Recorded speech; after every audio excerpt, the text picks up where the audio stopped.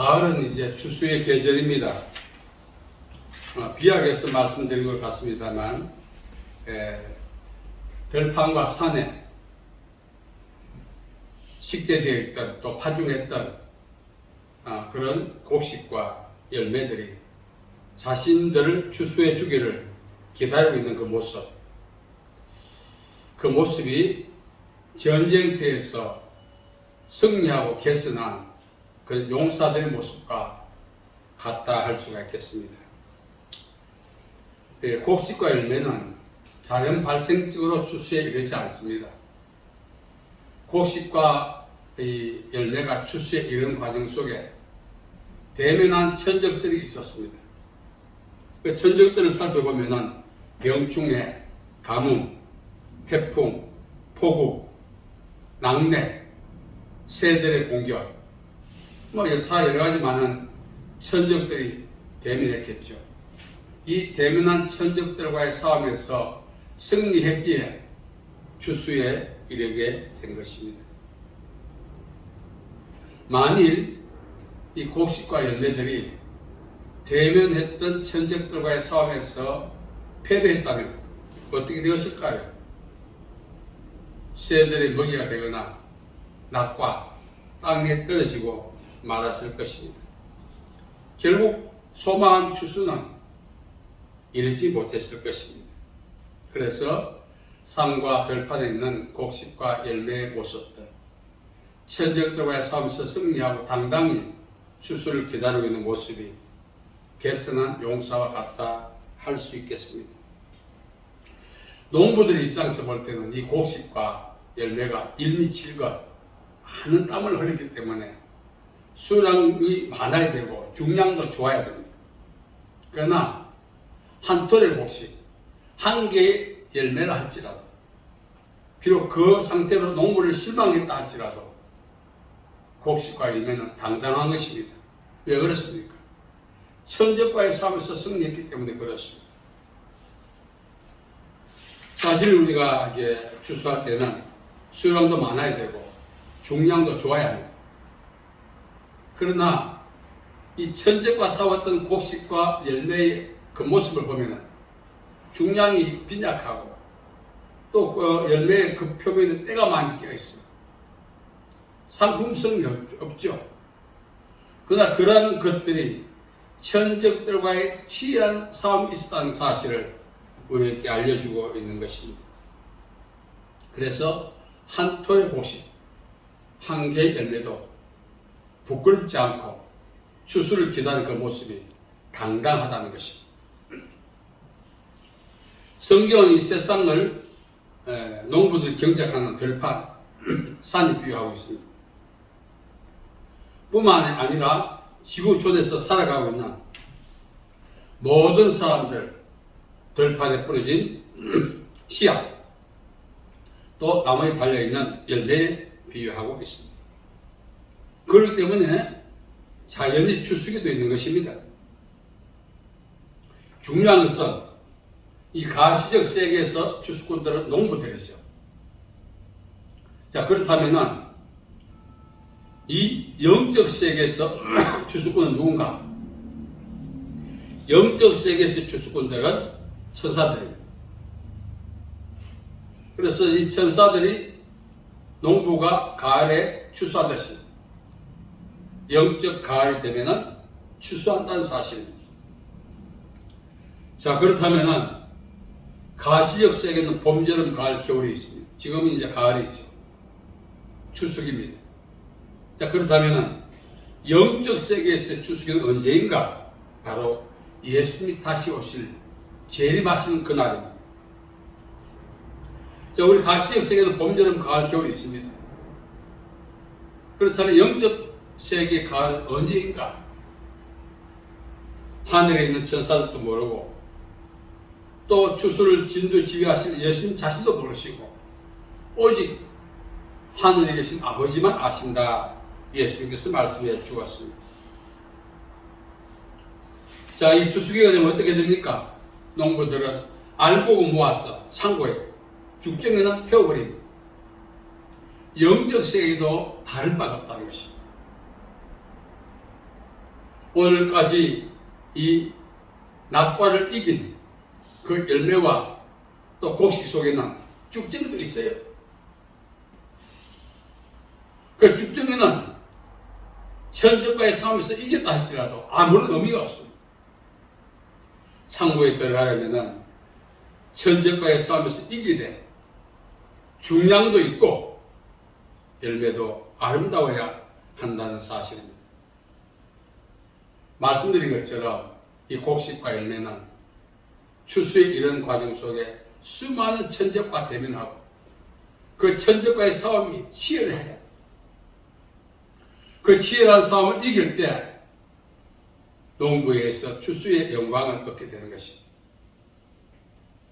하나 더 빗대어 말씀드린다면 이 추수는 곡식과 열매의 입장에서는 훈장, 포장 받는 것과 같습니다. 왜? 승리했기 때문에. 우리 역시 인생을 살아가면서 마음고생, 몸고생 많이 하지 않습니까? 그럼 우리만 하는 것이 아니에요. 우리의 생리적인 건강을 도와주는, 생명을 지속시켜주는 자기 희생을 통해서 그 곡식과 열매도 소위 말하는 마음고생, 몸고생을 많이 하는 거예요. 우리는 뭐 여러 가지 많은 천적들이 있지만 어쩌면 곡식과 이 열매가 대면에서 싸웠던 천적들이 우리의 일생을 살아가면서 싸우는 천적보다 더 많을 수 있어요. 그 천적들의 영향력과 강도가 우리보다 더 셀 수 있어요. 그 강력한 천적들의 공격을 곡식과 열매가 이겼기 때문에 추수에 이르게 된 것입니다. 말씀드린 것처럼 저와 이런 영적 추수, 예수님 오신 그날까지 우리 역시 곡식에서 많은 교훈을 받아야 하는 것입니다. 열매를 통해서 교훈을 받아야 하는 것입니다. 말 못하는 곡식과 열매도 천적과의 싸움에서 승리했을 때 당당하게 추수 앞에 서지 않습니까? 우리 역시 영적인 추수인 예수님 재림 하신 그날까지 당당하게 서려면 예수님을 구주로 믿는 그 순간부터 추수의 날까지 우리가 대면할 모든 천적과의 싸움에서 승리해야 하는 것입니다. 자, 그래서 이 천적들이 왜 공격하는가 말씀드린 것처럼 직접 먹어버립니다. 새는 곡식과 열매를. 그러나 여타 천적들은 추수에 이르지 못하도록 낙과하게 만들어요. 땅에 떨어지고. 이 열매와 곡식의 추수에 이른 과정을 보면 우리와 흡사한 사실. 우리 역시 예수님이 오시는 그 영적 추수의 날 추수가 되어서 창고에 들어가지 못하도록 그 전에 낙과되게 만드는 그런 천적과 환경의 공격들이 우리는 대면하게 되는 것입니다. 이 대면한 천적과의 싸움에서 승리하지 않으면 우리는 낙과 상태에 빠지게 됩니다. 어쩌면 쭉쭉이보다 낙과가 더 비참한 거예요. 물론 쭉쭉이가 되어서는 안 되겠지만 낙과는 추수 전에 떨어지는 거 아닙니까? 추수기까지 못 기다리는 거예요. 곡식과 열매의 천적들이 계속해서 곡식과 열매를 공격해서 추수에 이르지 못하게 하고 낙과의 상태에 빠지게 하듯이 우리 역시 영적 세계에 그러한 천적들이 있다는 사실. 그것은 꼭 막이만이 아닙니다. 우리 자신이 자신있게 천적이 될 수 있고 관계 맺는 사람들이 천적이 될 수 있고 환경의 천적이 될 수 있고 다양해요. 이러한 천적과의 싸움에서 우리가 패배한다면 추수에 이르지 못하고 낙과를 피할 수가 없다는 사실. 자, 그렇다면 낙과는 어떤 상태를 말하는가? 이 가시적 세계에서는 곡식이 땅에 떨어지고 열매가 땅에 떨어지고 곡식이 새들이 먹이가 되고 열매가 새들이 먹이가 되는 것이 천적들의 공격을 받은 결과에 나타나는 현상인데, 그럼 우리는 어떤 상태가 나빠 상태인가? 첫째로는 심판에 처해지는 것입니다. 어떤 주인이 평소 신실하다 판단했던 3명의 종들을 불렀습니다. 5달란트, 2달란트, 1달란트 맡겼습니다. 이 달란트를 위탁했다는 사실은 후일 연결된 사건과 연관시켜 볼 때 주인이 배설할 연회에 참석할 수 있는 특권을 얻는 것입니다. 그래서 어떻게 잘 갈무리 하느냐에 따라서. 그래서 5달란트, 2달란트 받은 종은 즉시 가서 갑질을 남겼어요. 그 당시에는 그런 상황이 되지 못했습니다. 아니, 본전조차 잃어버릴 그런 경제적으로 악화임이 있었어요. 그래서 부지런해서 갑절을 남겼습니다. 근데 1달란트 받은 종은 그 수건에 싸서 땅에 묻어두었어요. 주인이 와서 결산할 때 5달란트, 2달란트 받은 종은 주인이 배설한 연회에 참석하게 되었습니다.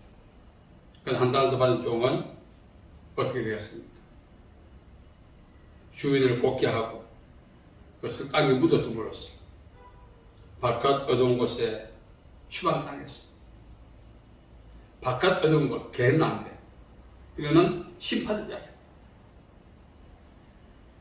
우리를 낙과 상태에 빠뜨리게 한다는 것은 심판에 이르게 한다는 것입니다. 그러면 우리는 심판에 이르지 않도록, 그러한 영적 낙과 상태에 빠지지 않도록 우리는 주의 말씀에 순종해서 열심히 영으로 충성하고 충성해야 된다는 사실입니다. 두 번째는 이단을 추종하는 것입니다. 바울은 하늘에서 온 천사라도 다른 복음을 전하면 저주를 받는다. 이 저주가 낙과 심판이죠. 성령께서 말씀하시기를 후일에 많은 사람들이 믿음에서 떠나 미혹하는 귀신과 영의 가르침을 따른다 했습니다. 뭐죠? 이단이죠. 이단을 따르고 이단을 추종하고 이단을 가르치는 그 자체가 이미 영적 낙과입니다. 하나님 앞에서 최종 심판도 있지만 이미 이단을 가르치고 이단을 추종하고 이단을 옹호하는 것 자체가 이미 영적 낙과 심판에 빠졌다는 사실을 성경에 말합니다. 데살로니가후서 2장 11절에 이렇게 말합니다. 이러므로 하나님이 미혹의 역사를 그들에게 보내사 그 것을 믿게 하시면 진리를 믿지 않고 불의를 좋아하는 모든 자들을 하여 심판을 받게 하려 하십니다. 하나님 그냥 두시는 거예요. 왜? 그 자체가 심판이니까. 그래서 우리는 진리의 말씀, 하나님의 말씀을 따라 살아야 하는 것입니다. 우리 주위에 얼마나 많은 이단이 있습니까? 그들 나름대로 자기들 변호하면서 자기들 이단이 아니라고 합니다. 성경은 이야기합니다. 이단을 가르치고 이단을 추종하는 것이 이미 영적 낙과의 상태입니다. 오늘 우리가 살아가면서 끝까지 진리를 쫓아 살아야 합니다. 끝까지 하나님의 말씀에 써야 합니다. 제가 직접 이렇게 목격한 바는 아니지만 많이 들었습니다. 목회자 중에도 이단을 쫓아가고 이단을 추종하고 이단을 옹호하고 이단을 전한 사람이 있어요. 충격받았어요. 하물며 성도들이 오죽하겠어요. 그것을 믿게 하시면 진리를 믿지 않고 불의를 좋아하는 모든 자들로 하여금 심판을 받게 하려 하심이라. 최종 심판도 있습니다만 이미 이단을 가르치고 이단을 옹호하고 이단을 추종한 그 자체가 영적 낙과인 것이다. 성경에서 예수께서 말씀해 주었죠. 씨 뿌린 비유에 씨를 뿌릴 때 길가에 떨어지면 새들이 와서 먹었다. 그 새는 악한 일이고 그 씨앗은 하나님의 말씀인데 그 하나님의 말씀을 믿지 못하게 한다는 것입니다. 오늘 우리가 살아가면서 정말 정통교회, 정통교리 이게 정말 중요합니다. 이 가치를 사람들이 몰라요. 저는 목회자 입장에서 말씀드립니다만 성도들이 정통 교회, 정통 교리 위에 써 있는 것 자체가 하나님의 축복이라는 사실을 잘 몰라요.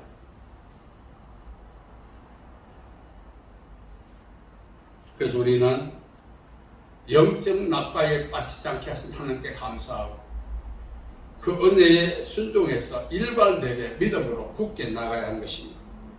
세 번째는 영적 낙과는 성령의 기름 부음이 고갈되는 거예요. 이걸 이야기합니다. 하나님의 일은 힘과 능력으로 할 수 없고 나의 신으로 된다 했어요. 하나님의 능력은 일은 하나님의 능력, 기름 부음이라고 하는데 이걸 힘이 있어만 할 수 있습니다. 자, 이 기름 부음 없이는 그 누구도 하나님을 할 수 없습니다.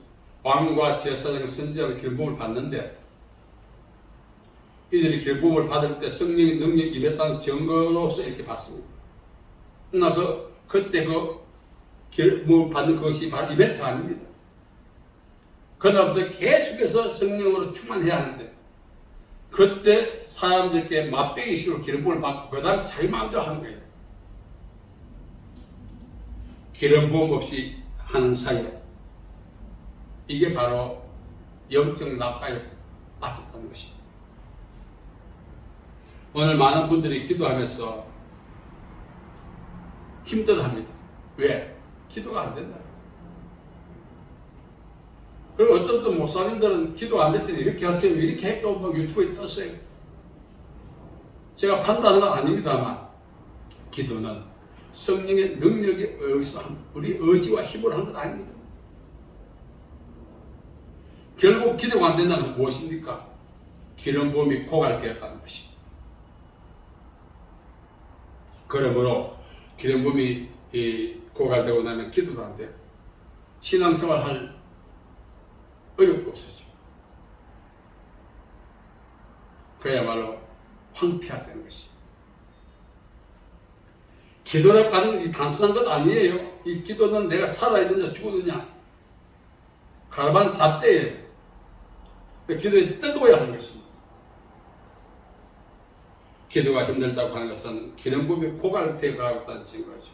다른 말로는 영적 낙과 직전이에요. 그래서 기도하면 어떻게 해야 됩니까? 다시 성령으로 충만해야 하는 것입니다. 다시 성령으로 충만하지 않으면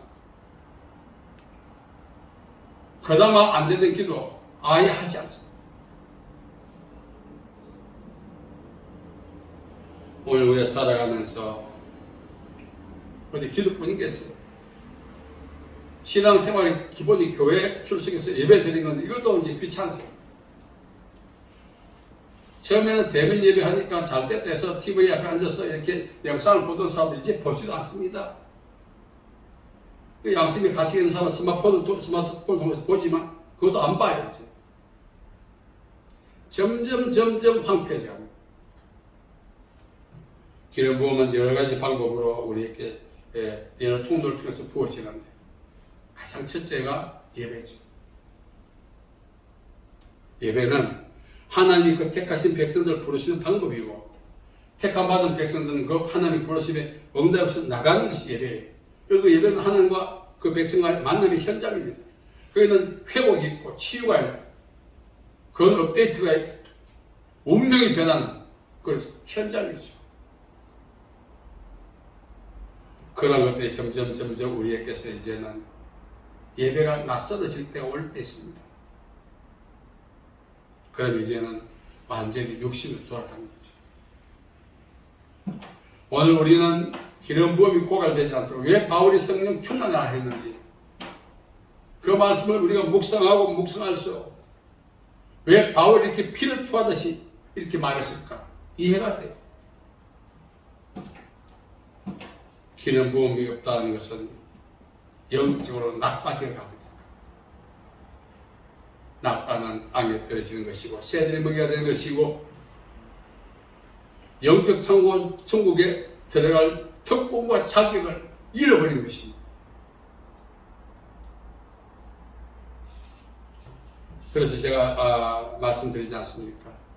한 톨에 복식이 달려있다고 이게 뭐냐고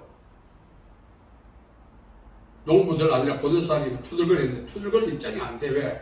그 곡식과 한 개의 과일 입장이 되어보지 않고 그렇게 수고했는데 이 한 개가 뭐야, 이 나무에? 그렇지 않습니다. 그 하나가 달려있기 위해서 천적들과의 공격과 얼마나 맞섰는지를 우리는 한번 상상해 보자는 것입니다. 나라면은 그 한 톨의 곡식처럼 한 개의 과일처럼 그 달려있기 위해서 추수들을 기다리기 위해서 그 대면한 천적들과 과연 그렇게 싸울 수 있었을까? 안 싸우죠. 이렇게 시달리는 놈이 차라리 낙과되든지 새들이 먹여야 되든지 그게 속 시원하지. 이 천적과 싸우는 일이 지긋지긋하고 힘들거든요. 오늘 사실 우리는 따지고 나면 상품성도 없이 그냥 나무에 달린 한 개 떼낀 과일보다 못해. 우리는 마무리 영장을 하면서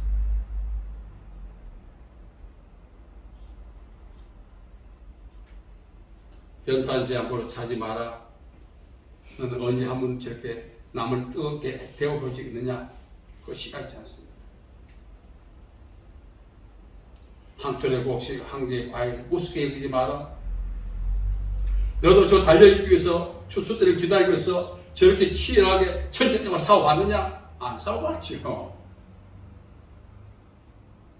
그냥 다 때려치고 싶지. 어떤 데 예수 믿는 게 후회가 돼. 이렇게 지긋지긋할 줄 알았다면 내가 왜 예수 믿었을까? 이런 분들 많이 봤고요. 아, 이렇게 지긋지긋할 줄 알았으면 내가 왜 목회했을까? 이런 목사님들 많이 만났습니다.